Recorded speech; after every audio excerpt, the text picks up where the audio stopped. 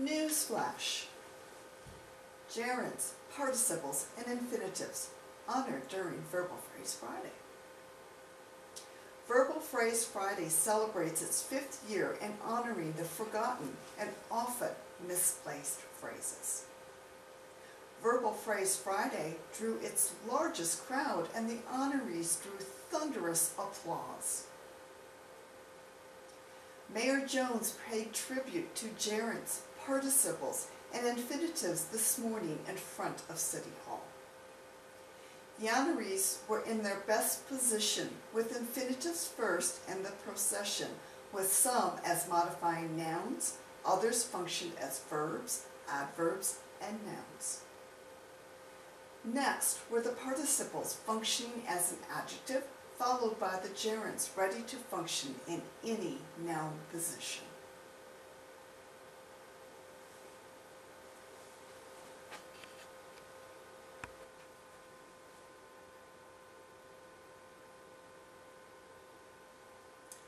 Now we are going to review verbal phrases, participles, gerunds, and infinitives. In the following slides, I want you to note the misplaced verbal phrases and to identify those verbal phrases. Our first sentence, sliding into home plate, the crowd cheered the runner.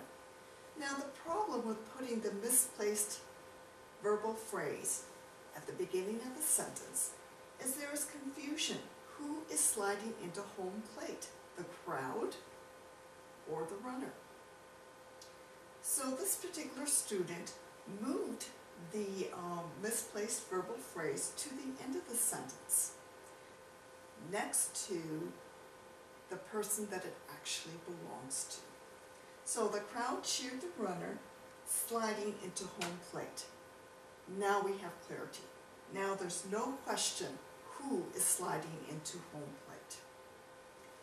My next question to you is, sliding into home plate, is it an infinitive, a participle, or a gerund? Take a minute, think about it. Also, I want you to tell me why. If you said participle, you would be correct.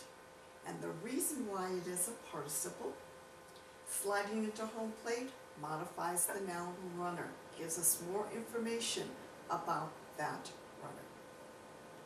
Okay, let's try another one. Filled with helium, each child was given a balloon.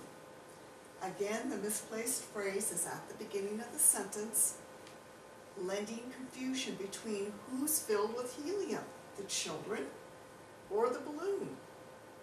This particular student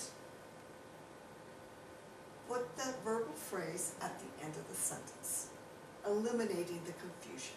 Now we are sure that the balloon is filled with helium. Again, I want you to tell me, filled with helium, is it an infinitive, a participle, or a gerund?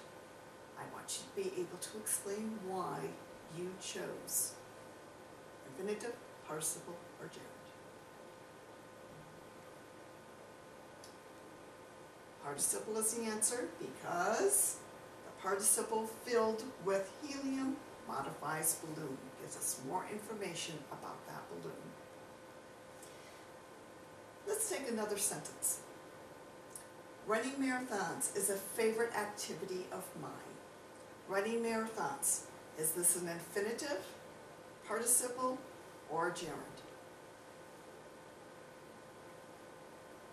If you said gerund, you would be correct. The reason why? Running marathons functions as the subject of the sentence. One more. Sarah trained to swim in the next marathon. To swim, is this an infinitive, participle, or gerund? If you said infinitive, you would be correct.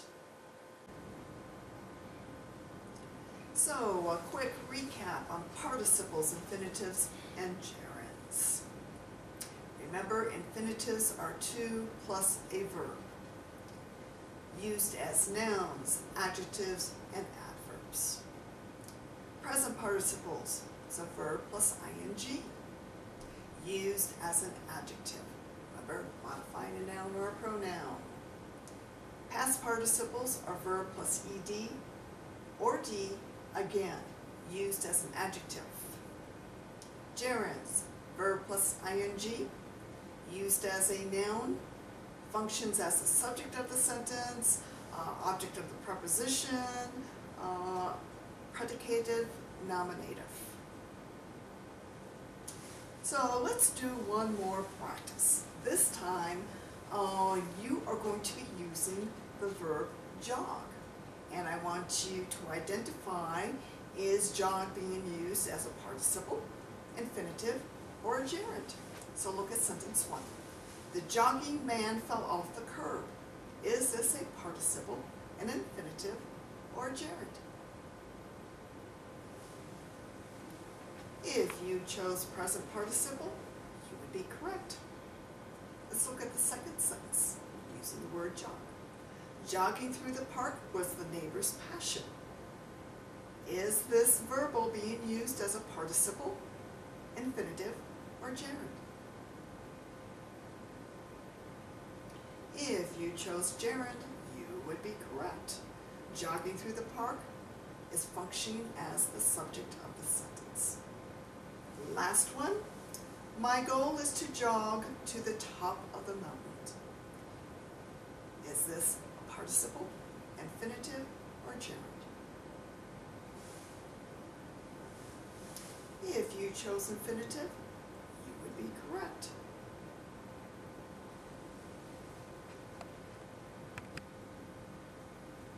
It's bonus point activity time.